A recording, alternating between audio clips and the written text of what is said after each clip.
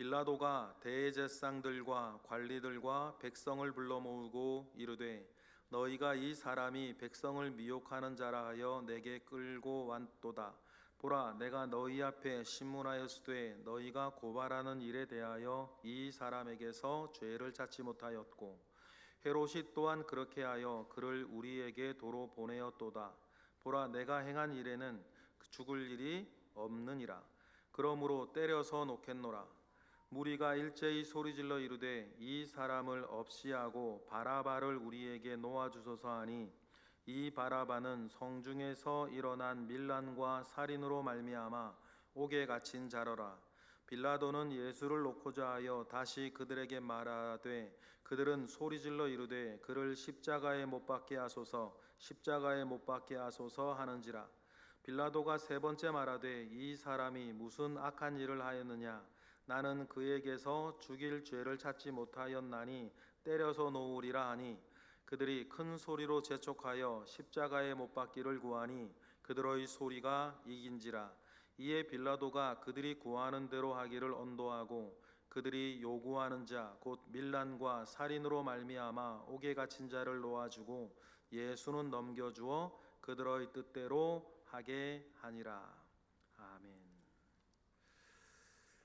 예루살렘으로 예수님이 가실 때부터 이방인에게 넘겨져 죽임을 당하게 될 것이다 라고 하는 그 말씀을 하셨습니다. 그리고 주님이 말씀하신 그대로 그 일이 이루어지고 있어요. 오늘과 같은 본문을 우리가 묵상하면 우리 주 예수 그리스도께서 겪으시는 고난 가운데에 안타까운 마음과 슬픈 마음과 누군가가 나서서 누가 예수님 편 들어주고 이 일을 좀 막아주고 예수님 변호도 좀 해주고 했으면 좋으련만 내가 이 자리에 있었으면 나는 어떻게 했을까, 뭐 이런 여러 가지 생각을 하시게 되죠. 그 가운데에서 이제 누가복음을 이렇게 마지막으로 만들 때 누가가 가지고 있는 중요한 관점이 하나 있는데, 예수님은 죽을 죄를 지은 적이 없다라고 하는 말을 그 재판하는 사람이 자꾸 하게 만드는 거예요.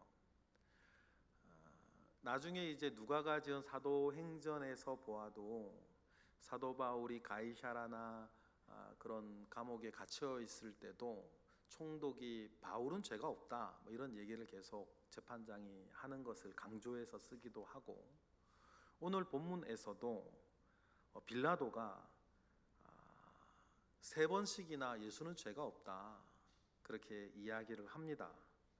그래서 14절에 보면 이렇게 나와 있죠. 우리 14절 읽어보겠습니다. 시작. 이르되 너희가 이 사람이 백성을 미혹하는 자라 하여 내게 끌고 왔도다. 보라, 내가 너희에게 앞에서 신문하였으되 너희가 고발하는 일에 대하여 이 사람에게서 죄를 찾지 못하였다 그렇게 말을 하고, 그리고 또 22절에도 보면 22절 보실까요? 다 같이 시작. 빌라도가 세 번째 말하되 이 사람이 무슨 악한 일을 하였느냐?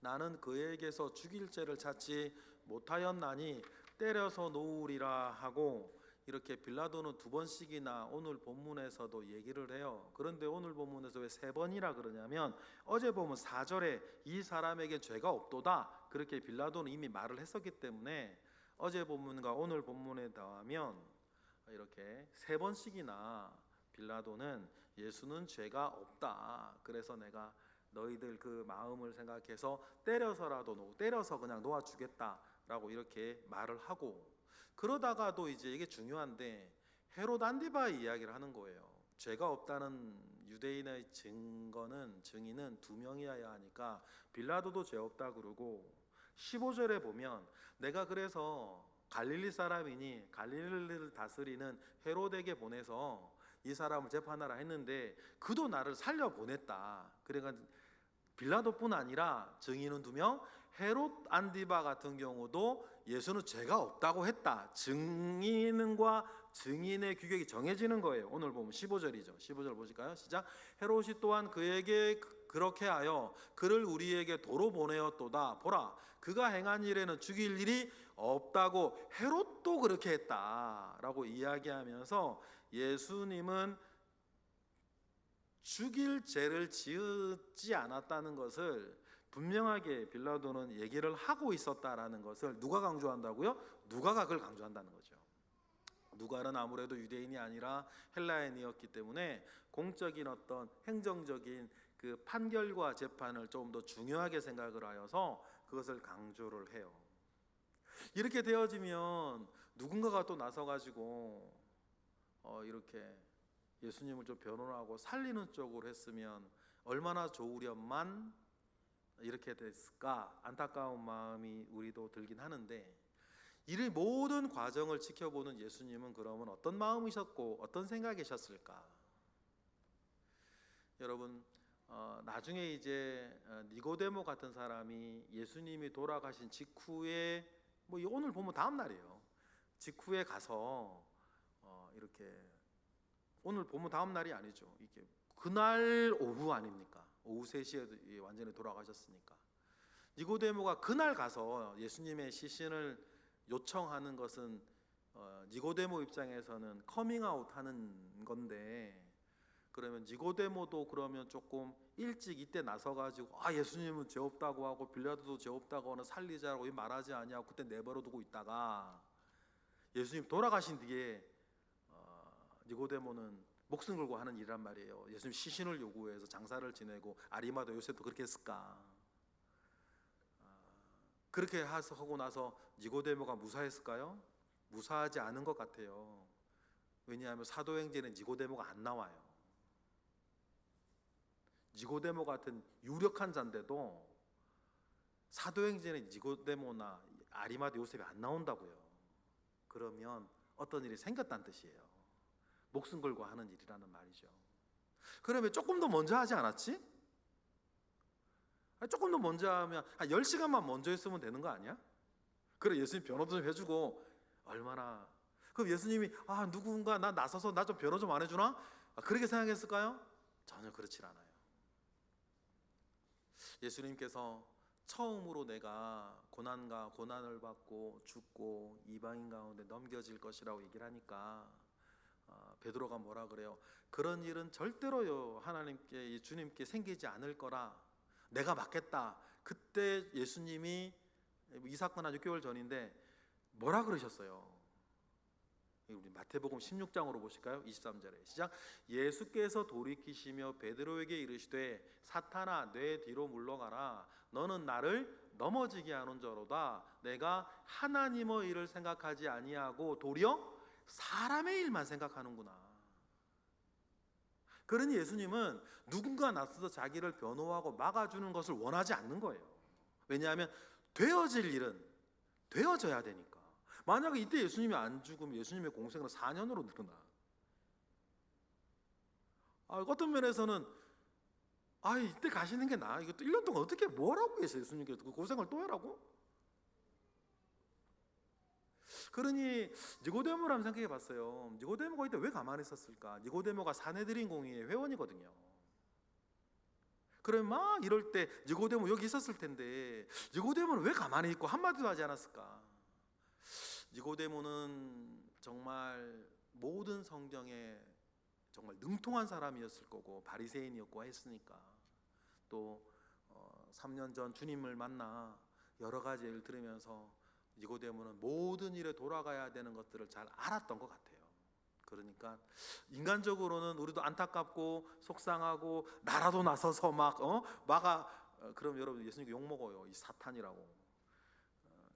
이렇게 돼요. 그런 니고데모도 막 피눈물을 흘리는 심정으로 참았던 것 같아요.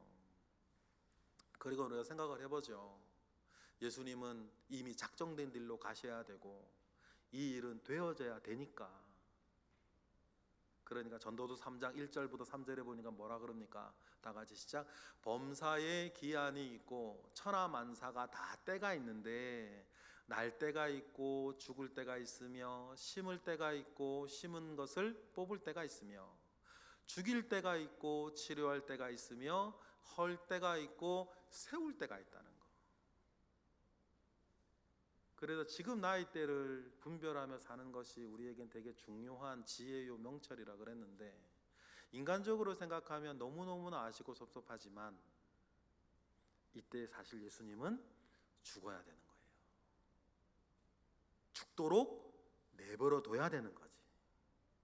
그래야 복음이라는 것이 이루어지니까. 모리아산에서 아브라함이 이삭을 바치기 위해 올라갈 때 우리가 이상하게 생각하는 것 하나 있잖아요. 그 할아버지 그 이삭, 이 아브라함이 20살에 다 돼가는 이삭을 어떻게 제단 위에 올렸을까? 이삭 스스로 기어 올라가지 않으면 안 되는 거거든요, 그게.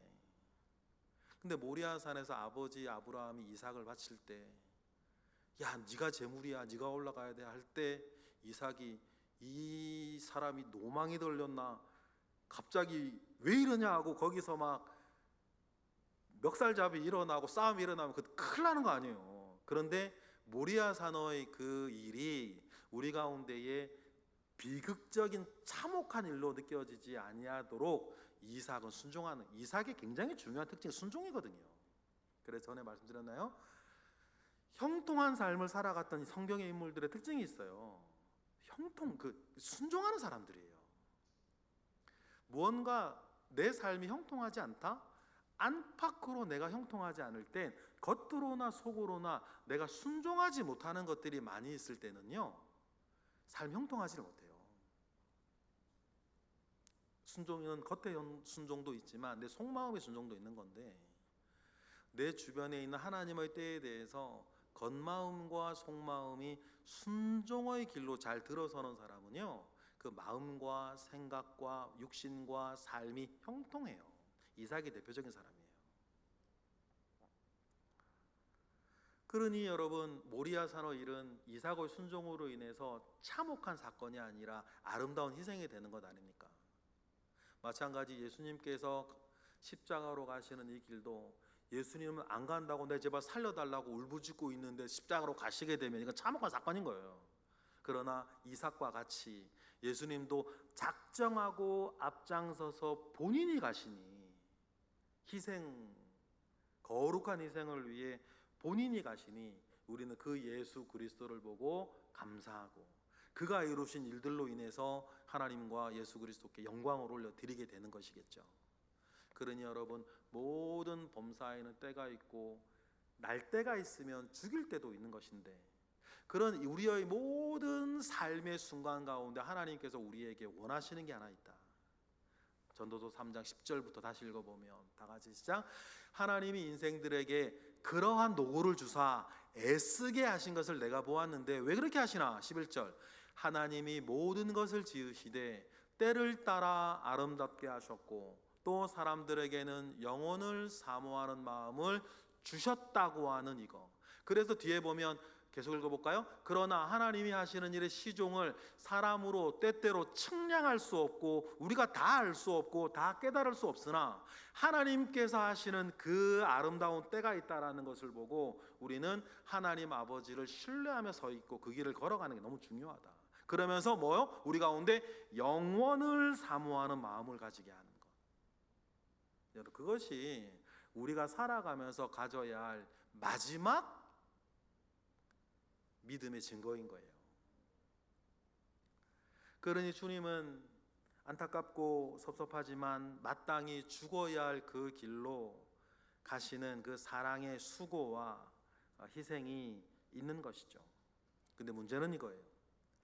주님이 그 길을 걸어가실 때, 이건 우리도 지금도 마찬가지인데, 나는 주님이 그 길을 걸어가시는 동안 나는 누구냐는 거예요.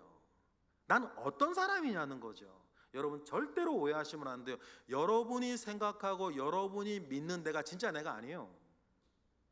결국 나는 누구냐면 내 선택들이 모여 내가 되는 거예요. 여러분, 좋은 사람이라고 생각하고 내가 믿음이 좋은 사람이라고 여러분 느껴지세요? 그 생각과 믿음, 느낌 믿으시면 안 되는 거예요. 결국 나는 누구냐면 내 결정의 총합이 나예요. 무슨 말인지 이해하시겠어요? 여태까지 내가 결정한 것 총합이 나라고요. 내 어떤 로맨스에 있는 내가 아니에요. 그러면 내가 어떤 결정과 어떤 선택을 지금 쌓아오면 했냐?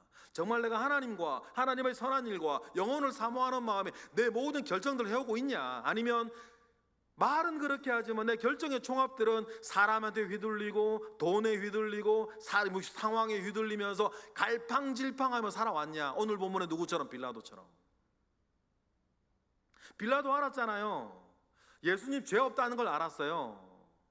그런데도 여러분 빌라도는 휘둘리고 있어요. 나름 최선을 다했지. 그래서 여러분 빌라도도 그렇고 우리도 그렇고 늘 기억하십시다. 나의 최선은 언제나 부족해. 여러분 나의 최선은 언제나 부족해요.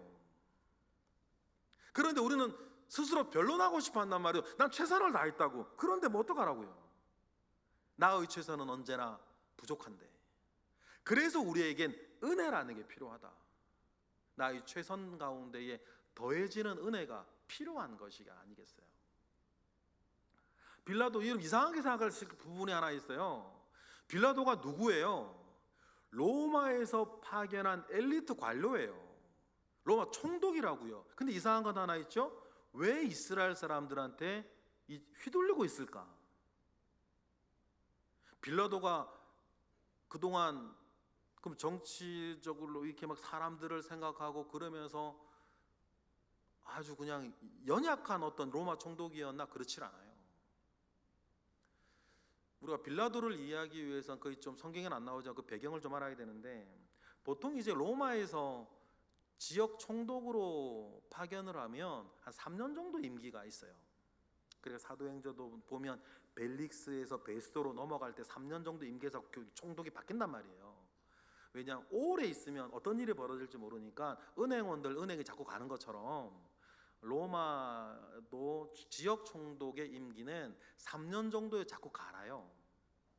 그런데 빌라도는 이 팔레스타인 총독으로 10년이나 있어요. 10년이나 빌라도가 있게 되어진 여러 원인이 있는데, 당시의 황제였던 이 티베리우스 황제, 디베료 황제죠. 디베료 황제가 좀 음침한 사람이어서 뭐 그렇기도 했어요. 빌라도를 로마의 총독으로 팔레스타인에 파견한 사람은 세야누스라고 하는 디베로의 오른팔이었습니다. 세야누스라는 아주 거물 정치인이었어요.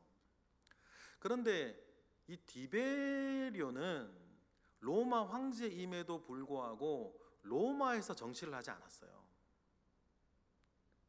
아구스도 다음에 두 번째 황제인 이 디베료는요, 로마를 끔찍히로 싫어했던 것 같아요. 그래서 로마 황제가 되었음에도 불구하고 로마에 있지 않고 유명한 섬이죠, 이탈리아 옆에 카프리 섬에서 통치를 했어요. 카프리 섬에서 자기는 로마에 있지 않고 카프리 섬에서 통치를 했는데, 그 카프리 섬에서 뭐 여러분이 상상할 수 있는, 저나 여러분이 상상할 수 있는 그것보다 더 넘어 있는 온갖 악행을 벌이면서 카프리 섬에서 통치를 하는데, 그러면서 좋은 점도 하나 있어요.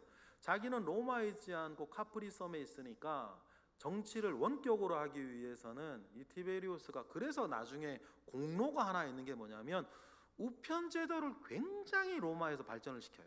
왜냐하면 자기는 카프리 섬에 있으니까 어떤 지시나 정보를 수집하고 지시를 내릴 때 우편 제도를 굉장히 발전을 시키는데, 그 우편 제도를 타고 뭐가 가냐면 바울의 서신들이 가는 거예요. 하나님 하시는 일이지. 그런데 자기는 카프리 섬에서 정치를 하고 정보를 딱 모으고 편지로 지시를 하면서 하고, 그럼 로마는 누구한테 맡겨? 로마를 세아누스한테 맡긴 거예요.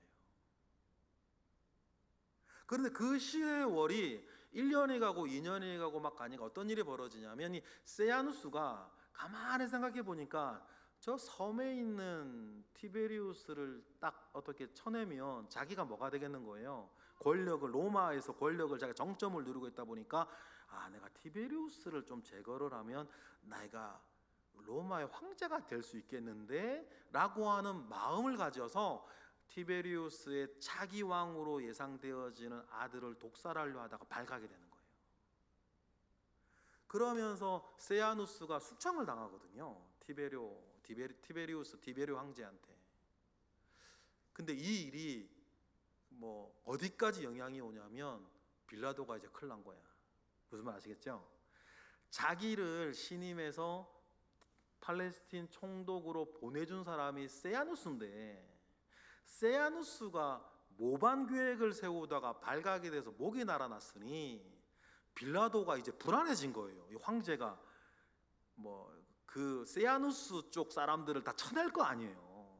그래서 이게 빌라도는 노심초사해요. 그 전까지 빌라도가요, 얼마나 막강한 권력을 유대 지역에서 행했냐면, 유대인들이 끔찍하게 생각하는 막 로마의 황제의 깃발, 거기에 황제 얼굴이 그려져 있으니까 그거 들고 성전에 들어가 가지고 막 자기 제사 지내고 이러는데, 유대인들이 항의하면 그냥 목을 쳐버리고 막 그래요. 군기 잡는다고 맨 처음에.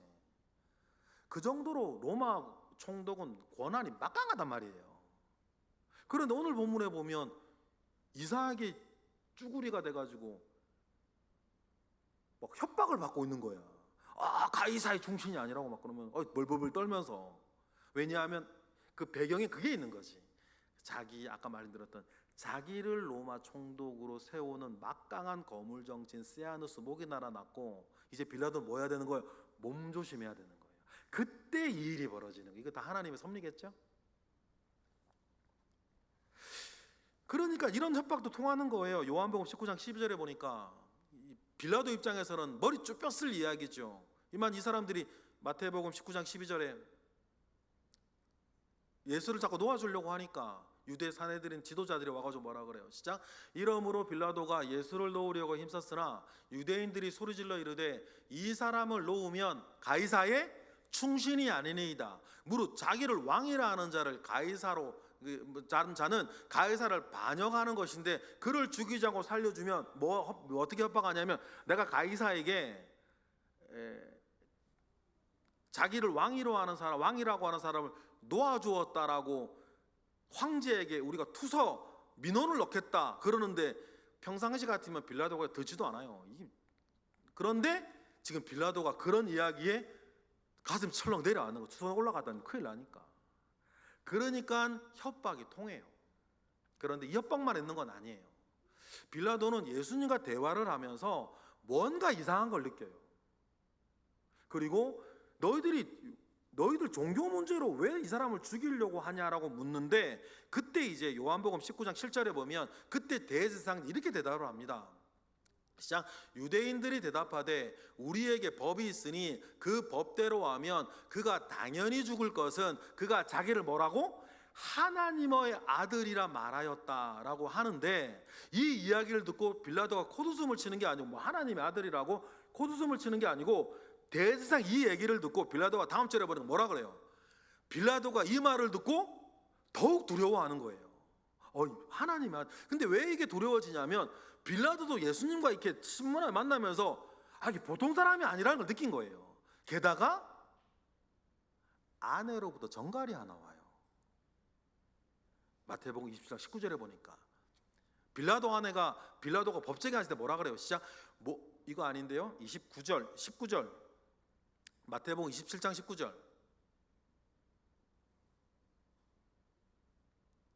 없어요? 마태복음 20장 19절. 아내가 전가를 하나 보내죠. 밤에 하나님 내 꿈을 꾸게 했는데 그 사람 건드리지 말라고. 아내가 전가까지 와요. 그러니 빌라도는 만나보니까 보통 사람이 아니고, 대제사장은 하나님의 아들이라 그러고, 또 자기 아내는 꿈꿨다 그러고, 이 사람 잘못 건드렸다가 내가 이상하게 되겠다. 그래서 빌라도는 예수를 죽이지 않고 놓아주려고 그렇게 애를 썼던 거예요. 여러분, 영적으로 보면 이게 뭐냐면, 하나님이 빌라도에게 뭐를 주는 거예요? 기회를 주는 거예요. 예수님은 어떻게 우리 생각하면, 빌라도 억울하지, 사도신경마다 외울 때마다 빌라도에게 고난을 받아. 이게 음모론도 있거든요. 이게 뭐 사실 여부는 확인할 수 없는데 유대인들이 예수님 죽여놓고서는 빌라도에게 덤태기 씌우려고 사도신경에 빌라도에게 고난을 받았다고 말을 자꾸 하게 한다, 그런 음모론도 있는데 일단 뭐 확인할 수는 없는 거니까 보면 하나님은 빌라도를 억울하게 만들고 싶진 않았던 것 같아요. 그래서 기회를 주셨거든. 예수님은 이 일들 속에서 베드로 살리고 싶어서 베드로에게 살 수 있는 기회 주셨어요. 그리고 전에도 몇 번 말씀드린 것처럼 심지어는 가룟 유다에게도 주님은 죽지 말고 돌아오라고 기회를 주셨단 말이에요. 하나님은 그런 분이세요. 그리고 하나님은 왜 그러면 이 일들을 빌라도에게 허락하시냐면 빌라도에게도 주님은 기회를 주시는 거예요. 그런데 결과적으로는 빌라도의 잘못이 맞는 거야. 하나님은 그런 기회를 주시는데도 불구하고 빌라도 그 기회를 잡지 않고 자기 정치적 상황이 두렵고 로마 황제가 두렵고 뭐 유대인들이 투서 넣을까 봐 두렵고 인간과 사람의 것이 두려워서 결국 어떻게 하는 거예요? 25절처럼 하는 거, 자기가 결정을 내린 거. 25절 뭐라 그래요? 읽어보실까요? 25절 시작. 그들이 요구하는 자 곧 밀란과 살인으로 말미암아 옥에 갇힌 자를 놓아주고 예수는 넘겨주어 그들의 뜻대로 하게 하는 거 누구예요? 빌라도였던 거예요. 하나님 기회를 주셨다고 이렇게 하면 안 된다고 말이에요. 일은 결국 되어질 대로 되어지겠지만 그 일들 가운데 하나님이 빌라도라는 이 로마인 같은 경우에도 하나님은 억울하게 만들지 않으려고 여러 가지 징조를 주셔서 이 일에서 너는 빠지란 사인을 하나님 주셨다고. 근데 빌라도는 하나님보다 누구를 두려워하는 거예요? 정치와 황제와 유대인들, 자기 입장을 더 두려워하는 거예요. 여러분 이거 우리 조심하셔야 돼요. 여러분 우리가 뭘 더 두려워하고 뭘 더 사랑하는가? 내가 누구냐면 여러분, 내가 누구냐면 나는 이런 사람이고 싶고 이런 사람이어야 하고 나는 이런저런 여러분들 생각에 있는 여러분이 아니에요. 결국 나는 누구냐면 지금까지 내가 내려온 내 결정의 총합이 난 거예요. 여러분 이 얘기를 굉장히 무섭게 받아들이셔야 되고 또 굉장히 자랑스럽게 받아들이셔야 돼요. 어떤 편인지는 우리의 선택인 거예요. 내가 누구냐면 내 결정의 총합인 거예요. 지금까지 내가 내려온 결정들의 총합이 나라니까. 그럼 빌라도는 이 중요한 결정을 내리는 데에 그는 누구냐면 하나님이 그렇게 기회를 주셨음에도 불구하고 하나님을 두려워하는 사람이 아니고 세상을 두려워하고 정치를 두려워하고 황제를 두려워하고 유대인들을 두려워하는 사람, 그걸 또 사랑하는 사람. 그러니 여러분 마태복음 28장에 보니까 우리가 정말 두려워하고 살아야 될 우리는 또 누구냐? 마태복음 10장 28절에 보니까 나같이 시작. 몸은 죽여도 영혼은 능히 죽이지 못하는 자들을 두려워하지 말고 오직 몸과 영혼을 능히 지옥에서 멸할 수 있는 일을 두려워하며 살아야지. 여러분 우리가 정말 그래요. 우리가 이 땅을 살며 정말 사랑하고 우리가 이 땅을 살며 정말 두려워하며 사는 것은 뭐냐? 나는 뭘 두려워하며 살지? 뭘 두려워하길래 지금 이러한 결정을 내리며 살지? 여러분 우리가 이 세상에 눈에 보이는 그 어떤 것들을 두려워하지 아니하고 정말 시퍼렇게 살아계시는 하나님을 두려워하며 살 줄 알아야 돼요. 그것이 오늘 내가 내리는 결정들에 영향을 준다고요. 하나님을 두려워하는데 그렇게 결정해요? 하나님을 두려워하는데 그런 마음 가지고 사냐고. 하나님을 두려워하는데 그런 마음, 그런 생각 가지고 사냐고요. 사람은 두려워할 줄 알고 돈은 두려워할 줄 알고 여러분 세상은 두려워할 줄 알면서 눈에 보이지 않는다고 하나님은 두려워하지 않는 그 대표가 누구예요? 오늘 빌라도인 거예요. 여러분 우리가 살면서 이러한 일들 속에 우리가 빠져 있으면 안 된다. 하나님이 살아계심을 알고 하나님이 살아계심을 믿으며 하나님의 살아계심 속에 그를 바라보며 경외하며 사는 것, 하나님을 사랑하는 마음과 하나님을 두려워하는 마음이 함께 있어야 하나님을 경외하는 것이라 그랬는데 때때로는 우리가 하나님을 사랑해요. 그런데 하나님을 두려워할 줄을 몰라. 30년 동안 사랑의 하나님, 사랑의 하나님, 친구 같은 예수님 그런 얘기만 듣고 자라가지고, 또 우리 선배, 우리 1세대 분들은 왜 그런 얘기가 필요했냐면 하나님을 너무 두려워하며 신앙생활 했거든.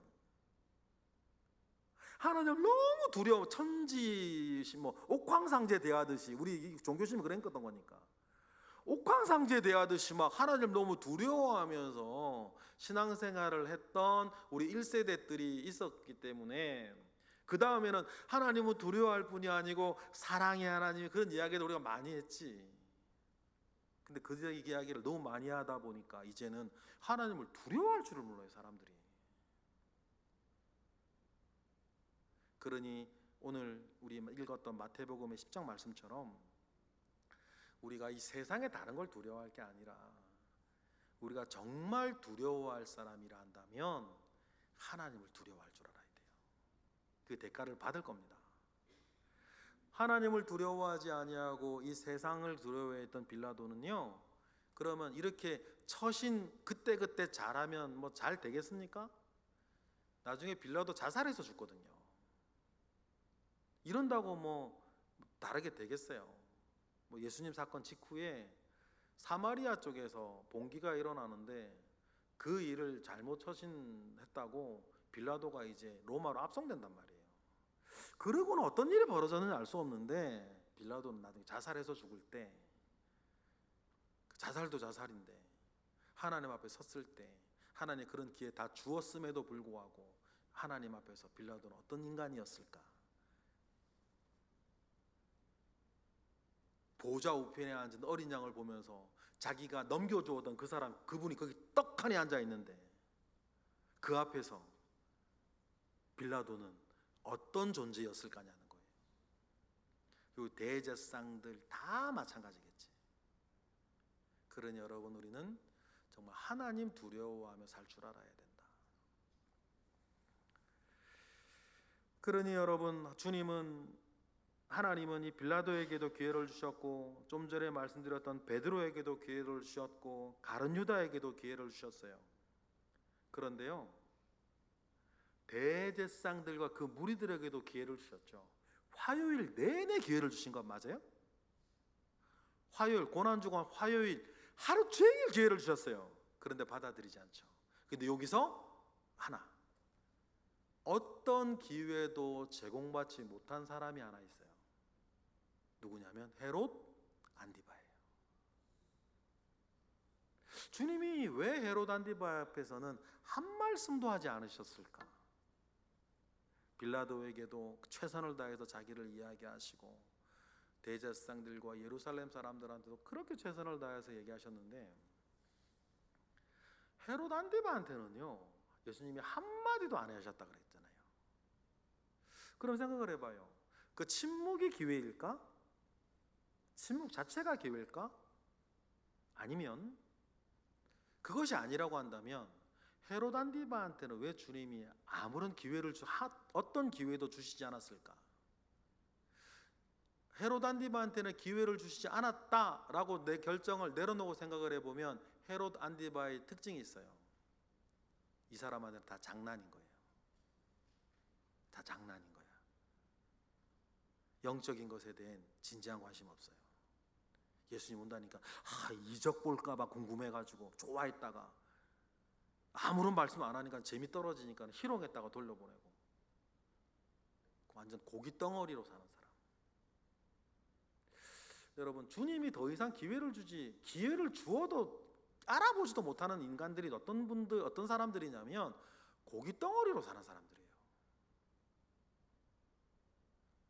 고기로 사는 사람은 하나님이 기회를 줘도 알 수도 없고, 헤롯 안디바의 경우를 보니까 하나님이 기회를 주시지도 않는다. 오늘 본문으로 다시 돌아오면, 그래서 사람들이 모든 하나님이 주시는 기회를 다 놓치고